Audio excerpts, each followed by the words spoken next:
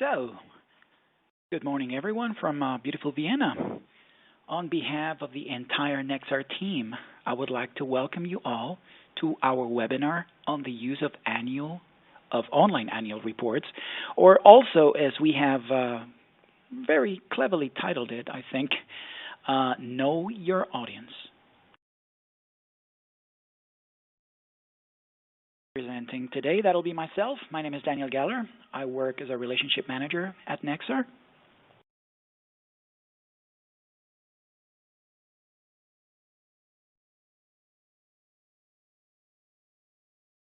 Right, so before we dive into all the statistics, I would like to briefly introduce you all to nexxar for those of you who don't know who we are or what we're all about. So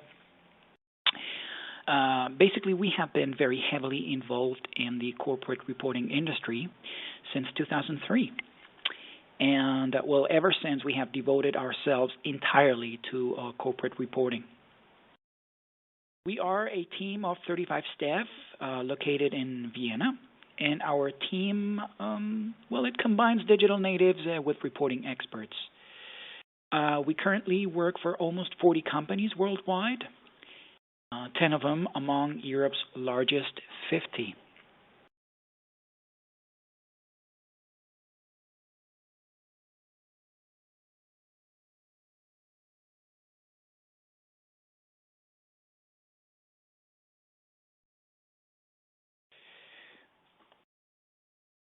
Our clients, well, basically the way we view them, we think they really benefit from our passion for reporting, as well as our experience and know-how when it comes to usability challenges and the usage of digital reports.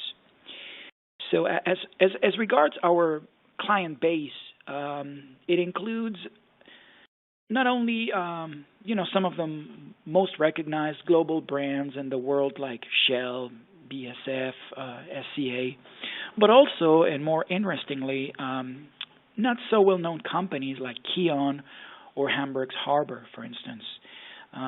All of these companies rely on our expertise to walk them through the best digital reporting experience possible. Now, let's take a look at our core values. I don't want to dwell too much on these, but in terms of our values, I think for us it all boils down mostly to our level of expertise. We provide a holistic understanding of corporate reporting, starting from digital. So everything stems from it.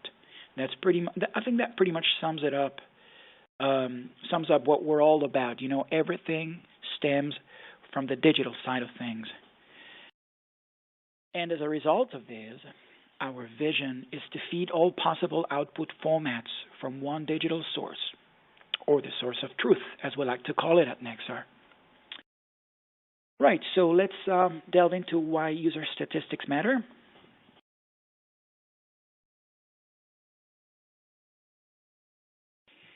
Right, so this is factual. Demand for hard copies is waning. This is totally undeniable, so I guess this is no newsflash to any of you guys. The trend of smaller print runs for annual reports has already been around for quite some time, and it certainly is a global trend. I mean, a decline of 68% in just 5 years certainly is pretty significant, don't you think?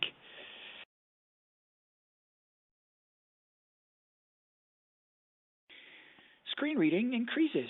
Also, not much of a surprise here, as the vast majority of stakeholders today already read the annual report from a screen. We're talking a whopping 88%. Now, let me point out that this number also includes readers of PDF annual reports on screen. For many companies, the PDF version is still the only way for them to read on screen. As we all know, often those PDFs still use multi-column layout and graphs spreading on multiple pages, which make them hard to read on the screen. So, yeah, no, not good, but as we all know, that's as good as it gets for some companies out there. And this fact leads us to the second part of the slide, the increasing popularity of fully digital annual reports. So we reckon we're clearly still in a transitional phase. However, more and more companies are now starting to actually question why the print approach should dictate how report content is structured on screen.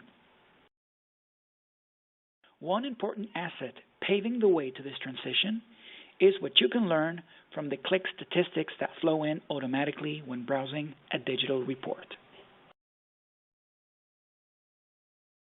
Key findings.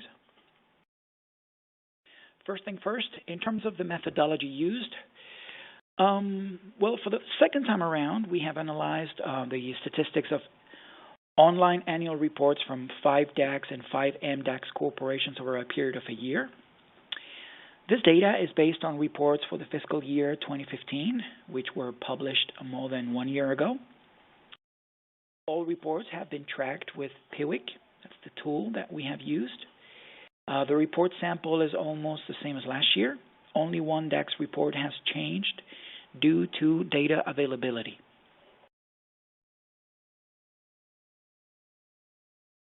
And now let's go straight to our key findings.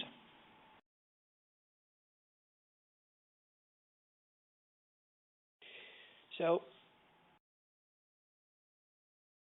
it is not surprising that, due to their size and market capitalization, the annual reports of DAX companies are, of course, particularly in the interest of the stakeholders. DAX companies reach an average of more than 90,000 visits and almost 290,000 page views with their HTML report within, 365 days after go live. Compared to last year, we see a slight increase in visits and a decrease in page views. Usually, the use of online annual reports is, it varies from year to year. Differences can go from 5 to 20%, and this is actually quite common.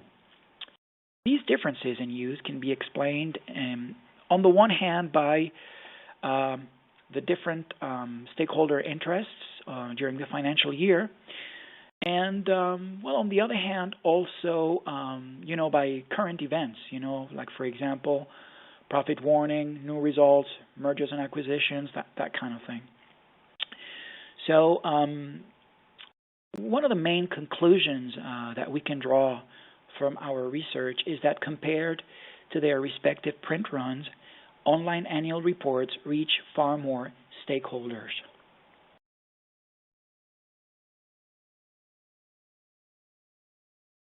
The use of online reports varies a lot depending on company size and how the report is promoted on the corporate website. The example given here compares 5 companies from the German Big Cap DAX Index with medium cap companies listed in the MDAX. While the number of visits decreased slightly to about 13,500 visits, the number of page views increased significantly. With 5.6 page views per visitor, the MDAX reports are used on the average much more intensively than the DAX reports.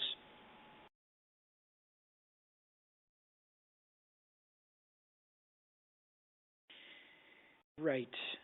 Well, our research is anonymous. We all know that. But on this slide, you will see how the individual reports within our sample were used. Within the DAX and the MDAX, many reports are very close together in terms of use. But there are also some others that are not, quite so aligned with the rest of them, with a lot of spikes up and down, Also here we can see how the report is used during the year. Actually, it's not surprising that the highest usage numbers are registered in the first week after publication. But online annual reports are statutory publications that are used for reference. Our statistics show a continuous interest-specific use throughout the course of the year. Some peaks in usage can also be traced back to specific company events or developments, such as the publication of new quarterly figures or other events that tend to get a lot of kind of media attention. The up and down kind of choppy look of the graphic is based on the fact that the use of annual reports usually tends to slow down dramatically over the weekend. So it seems that nobody's reading online reports at weekends as private literature. Right. Access by report sections. The user's interest clearly points to the classic cornerstones of reporting, being the hard facts and figures. So in other words, it really is about reporting in our book. You may put in all the bells and whistles in the world, but at the end of the day, people go straight for the nitty-gritty. They want to go exactly to the numbers that they're after, that they're interested in. So about 3/4 of all page views are they point to the consolidated financial statements plus notes, and that's a 41%, and the management report, 35%. Now, if we look at the use by language, even though most of the reports we have looked into were bilingual, the English language version was the most predominantly used, by a clear mile, actually. Surely, this only goes to show how international the stakeholder base for most of these companies already is.